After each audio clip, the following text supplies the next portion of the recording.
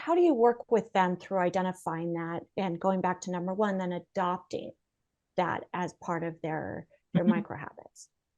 And so that's a great point around the positive reframing and the power of zooming out. That's part of systems thinking. Instead of just zooming in on the tasks and the things we all have to do, being able to zoom out towards the why of we're doing this. In fact, if I may take us to the third pillar, because it is one that's important to lean in on, and that is energy and rewarding, and that is relationships.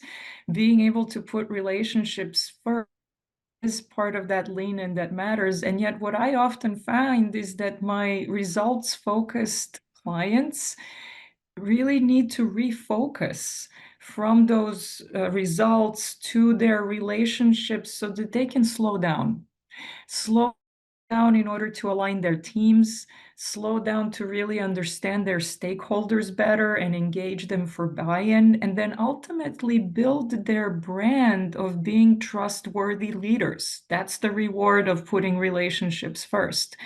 It's about building that trust and rapport through active listening, through mirroring and labeling people's emotions. That's emotional intelligence.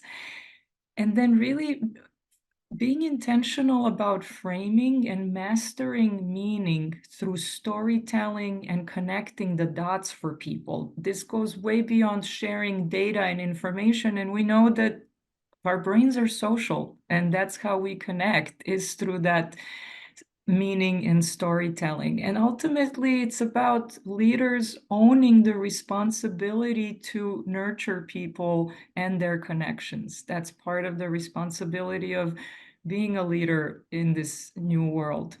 And so, a takeaway for this point around relationships first is to notice both your own and others' emotions, and then to use that to orient actions in ways that complement our default reliance on intellect. We know that this, in fact, improves decision making and trust when we're willing to slow down and do that.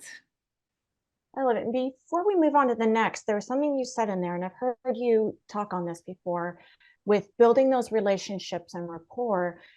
A lot of it is building that trust, that Mhm. transparency. Um, Talk a little bit more on that, kind of the active listening portion of really understanding the relationship isn't just, I'm going to show up for you when we're friends and we're, explain more about that meaningful relationship in order to have true foundational trust. Wow, that's a big one. I mean, think about the fact that we live in this epidemic of loneliness, and that all of a sudden people are actually looking to their world of work to fulfill that very human need for connection. Um, to the point around trust and transparency, there's also this increased distrust of corporations, of how our data is being used. And so, in a lot of ways, people managers and leaders more than ever now have this as their responsibility in terms of creating those kinds of relationships that leave space for people to authentically be who they are, to authentically share their experiences versus just kind of put on that proverbial corporate suit and leave themselves at the door. That expectation has very much changed in the modern employee experience. And actually, it is related to the fourth pillar around courageous conversations, because, Kristen, to your point around trust and transparency, it takes courage to leave space for that.